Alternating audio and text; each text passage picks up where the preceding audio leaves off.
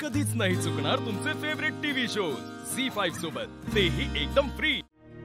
Hello आई, आई तुम्ही पोहोचलात ना व्यवस्थित? हो, आम्ही अगदी व्यवस्थित पोहोचलोय। तू काहीही काळजी करू नकोस। आणि आता आम्ही तुझ्याच बद्दल बोलत होतो। इनफॅक्ट आम्ही इथे आलोय खरं, पण आमचं मन मात्र तिथेच आहे, तुमच्याकडे। तुला इतका मोठा अवॉर्ड मिळणार पण आम्ही तिथे नसणार। वाईट वाटतंय रे, पण ही मीटिंग पण तितकीच महत्वाची आहे ना।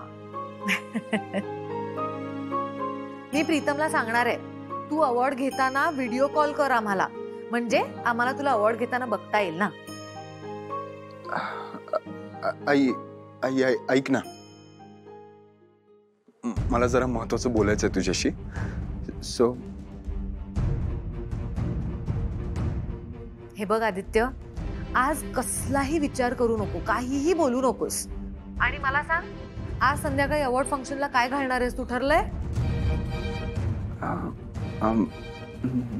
नाही ऍक्च्युली मी आता तरी नाही, पण बघ मला वाटलंच होतं। बरं एक काम कर, फोन चालू ठेव आणि आमच्या खोलीत जा बरं। आता? अरे जा तर।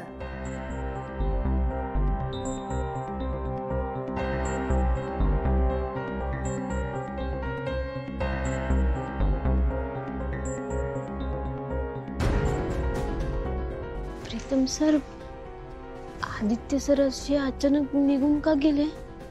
मला पण नाही कळलं पारू। आई मी आलोय बेडरूम मध्ये। आता समोर बघ, आमच्या बेडवर एक नवीन सूट ठेवलाय तुझ्यासाठी।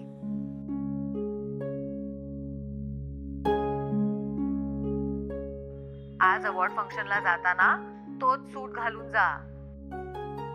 आणि हा, जाताना देवीचं दर्शन घ्यायला विसरू नकोस। हो ठीक आहे, भेटू लवकरच। आणि आजच्या दिवशी आनंदी राहा। बाय। या पहिल्या त्याला काही महत्वाचं बोलायचं असेल का? काय असणार, बिझनेस बद्दलच काहीतरी असणार। दुसरं काही असतं का त्याच्या डोक्यात? छोट्या छोट्या गोष्टींबद्दल पण मला विचारून ते करायचं असतं सगळं। आणि आता तो का अस्वस्थ आहे माहितीये का? आदित्यला शाळेत असताना खूप अवॉर्ड मिळायचे आणि आपण प्रत्येक अवॉर्ड फंक्शन अटेंड करायचो। म्हणजे काय? 5वीत असताना त्याला best student of the year award मिळणार होतं। आणि नेमकी त्याच दिवशी आपली एक महत्वाची मीटिंग ठरली। करेक्ट। आणि आपण ते अवॉर्ड फंक्शन अटेंड करू शकलो नाही।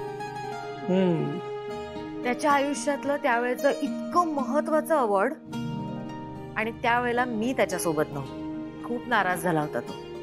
रात्री घरी आल्यावर धड जेवलाही नाही। माझ्या कुशीत शिरून फक्त रडत होता। असा आहे आपला आदित्य। त्यामुळे आजच्या दिवशी त्यांनी बिझनेस काय कसलाही विचार करायला नकोय। आजचा दिवस फक्त मनापासून एन्जॉय करायला हवाय त्यांनी। झी5 ॲप डाउनलोड करा आणि पहा सर्व एपिसोड्स एकदम फ्री।